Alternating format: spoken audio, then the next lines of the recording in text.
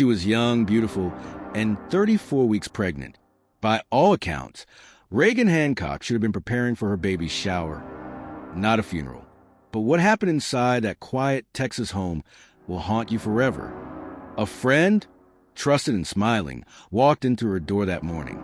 By the time she left, Reagan was dead, and her unborn child, gone. This isn't just a murder story. This is a story of obsession, manipulation, and a web of lies so twisted. It ended with a woman slicing into another's womb to steal a life that was never hers. But how did no one see it coming? How does a woman fake an entire pregnancy, fool friends, family, and even her own boyfriend, right up until the moment she commits one of the most disturbing crimes in modern American history?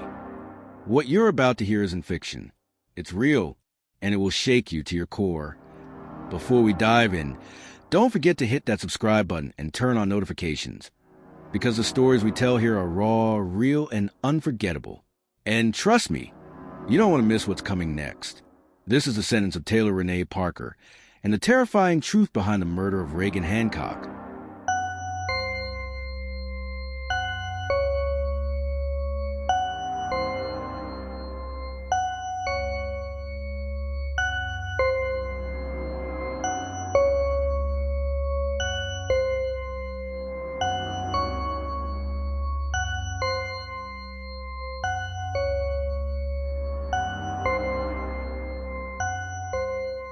It was a crisp autumn morning in New Boston, Texas, when everything changed.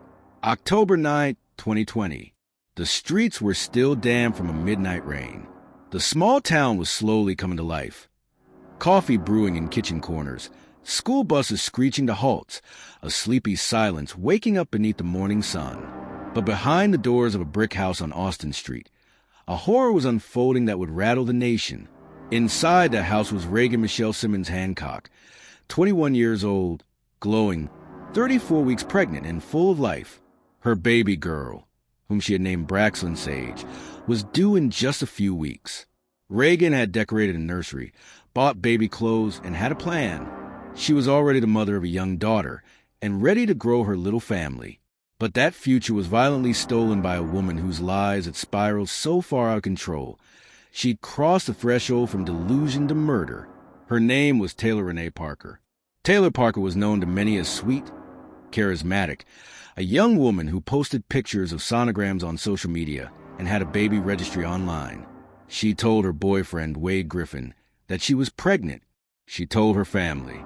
She even held a gender reveal party, complete with confetti cannons and stage smiles. But there was no baby. Parker had never been pregnant.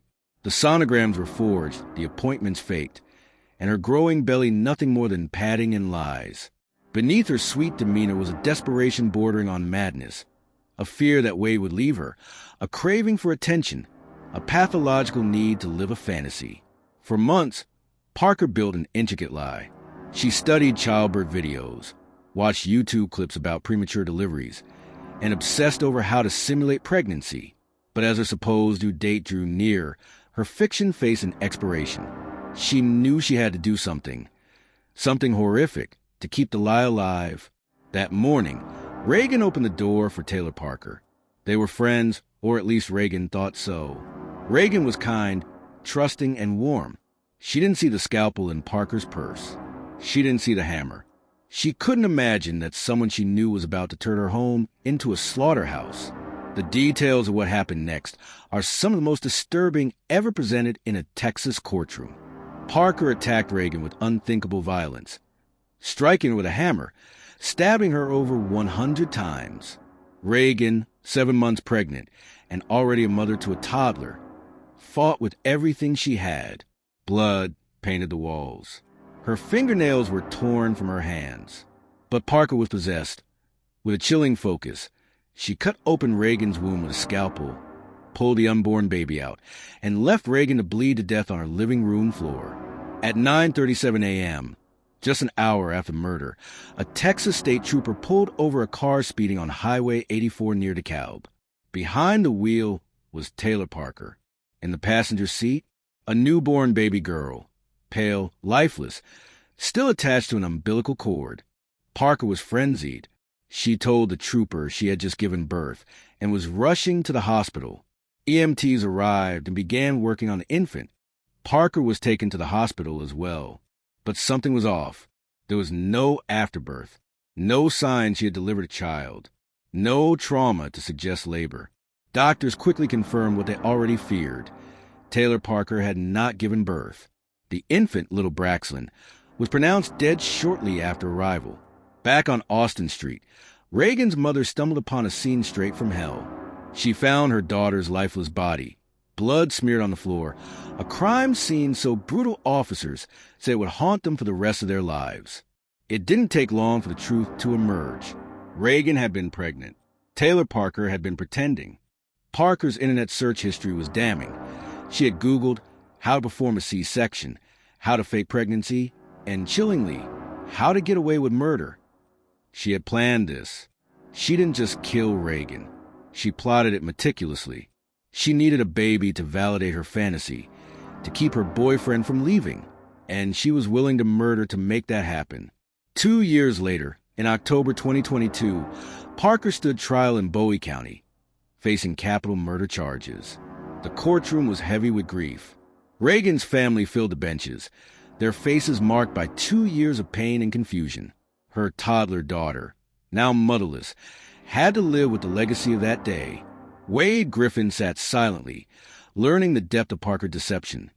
The fake doctor visits, the staged sonograms, the gender reveal party. The prosecution built their case piece by piece. They showed the violent nature of the crime. They presented Parker's search history. They highlighted the lengths she went to simulate pregnancy. Jurors were visibly shaken by the autopsy photos. Medical examiners described the deep incisions, the defensive wounds, the brutality Reagan endured. Parker's lack of remorse during trial became a talking point. She rarely reacted, her expression flat, even as Reagan's mother sobbed on the stand. But perhaps the most heartbreaking moment came when Reagan's husband, Homer Hancock, testified. He had kissed his wife goodbye that morning, never imagining it would be the last time. Over the course of the sentencing phase, 142 witnesses were called.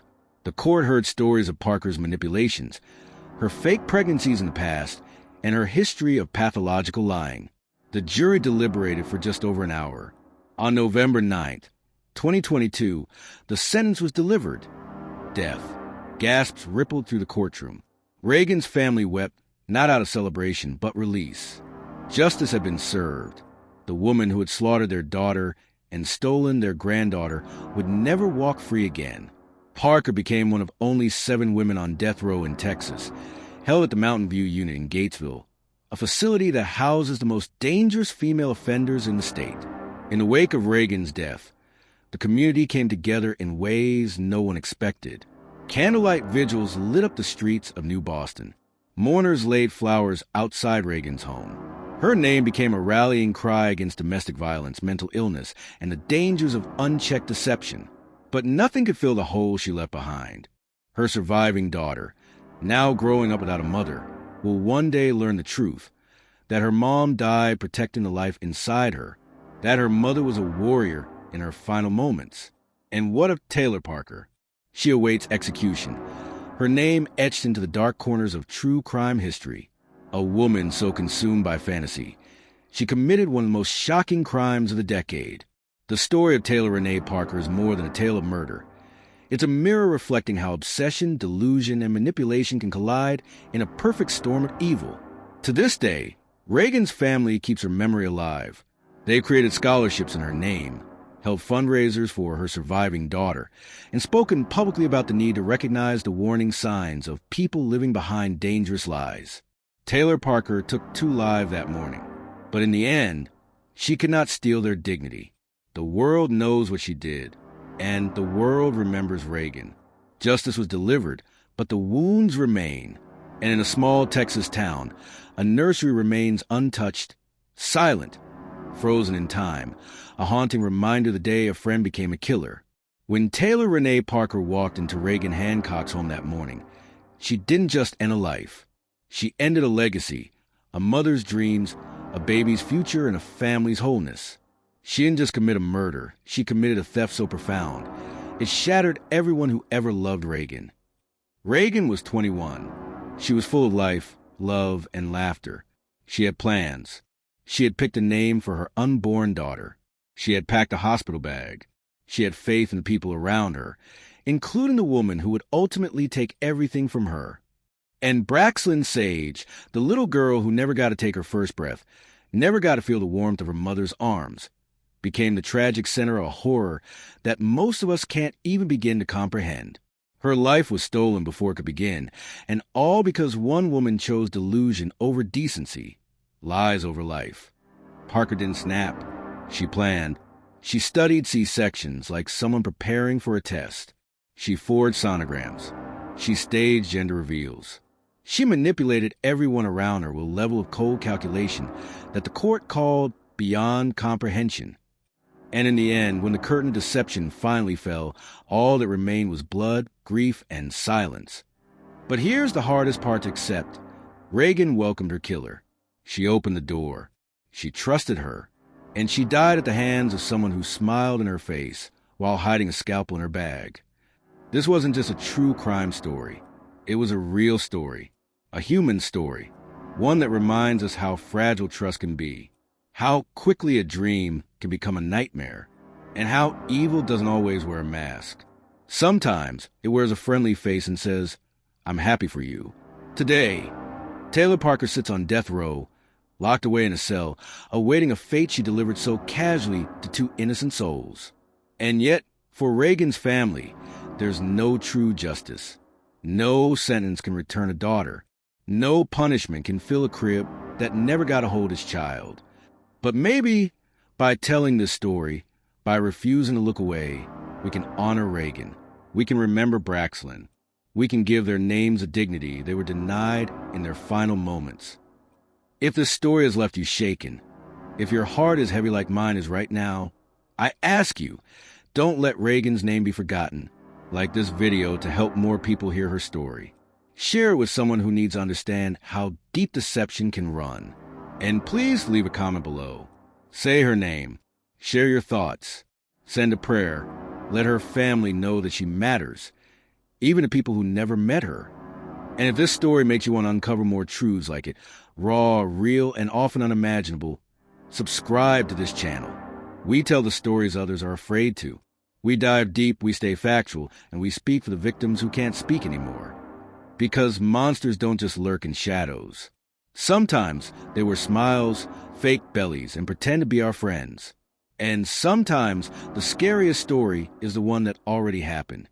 Stay aware, stay human, and until next time, remember Reagan Hancock. And never forget why her story matters.